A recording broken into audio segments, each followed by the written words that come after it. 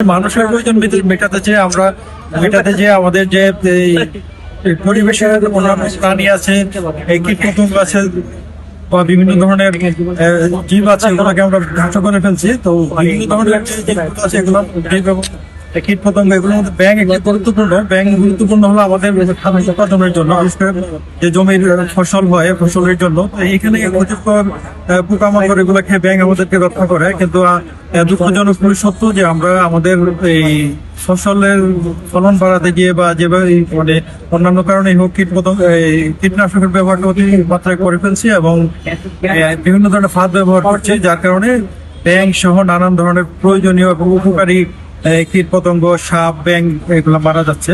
ব্যাঙ একটি উভচর প্রাণী। আমরা জীববৈচিত্র্য বা জীববিজ্ঞানের ছোট কালে পড়েছিলাম বাস্তু সংস্থানে।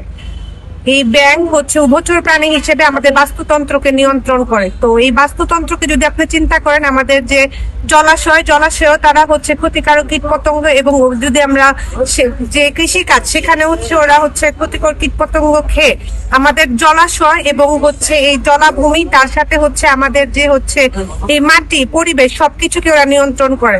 জমিতে আমরা কীটনাশক ব্যবহার করছি বা বিভিন্ন ফাঁদ পেতে কিন্তু আমরা ব্যাঙ মারছি, এর ফলে কিন্তু আমাদের ইকোসিস্টেমটা নষ্ট হয়ে যাচ্ছে। তারপর আমরা দেখছি যে ব্যাঙ কিন্তু এই যে সাপের খাবার কিন্তু ব্যাঙ, এবং আমরা এই ব্যাঙকে মারার ফলে কিন্তু সাপ খাবার পাচ্ছে না বা অন্যান্য অনেক প্রাণীরা খাবার পাচ্ছে না। তারা কিন্তু লুকালয়ে চলে আসছে খাবারের সন্ধানে। এবং আমরা দেখেছি যে মানুষরা এখন ব্যাঙ খাওয়া শুরু করেছে।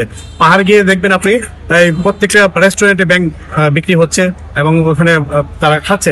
ব্যাঙ কিন্তু চাষ করা হচ্ছে না, প্রকৃতি থেকে তারা সংগ্রহ করে তারা কিন্তু বাজারে বিক্রি করছে, এবং টনে টন ব্যাঙ কিন্তু পাহাড়ে রপ্তানি হচ্ছে বা ওখানকার মানুষজন ওখানে এগুলো খুব মজা করে খাচ্ছে। এবং আমাদের যে টুরিস্টও কিন্তু পাহাড়ে গিয়ে ব্যাঙ খাচ্ছে। আসলে এইগুলোকে ব্যাঙ যদি এইভাবে নষ্ট করা হয় বা ব্যাঙকে যদি মেরে ফেলা হয়, তাহলে কিন্তু আমাদের প্রকৃতি থেকে কিন্তু গুরুত্বপূর্ণ একটি প্রাণী নাই হয়ে যাবে।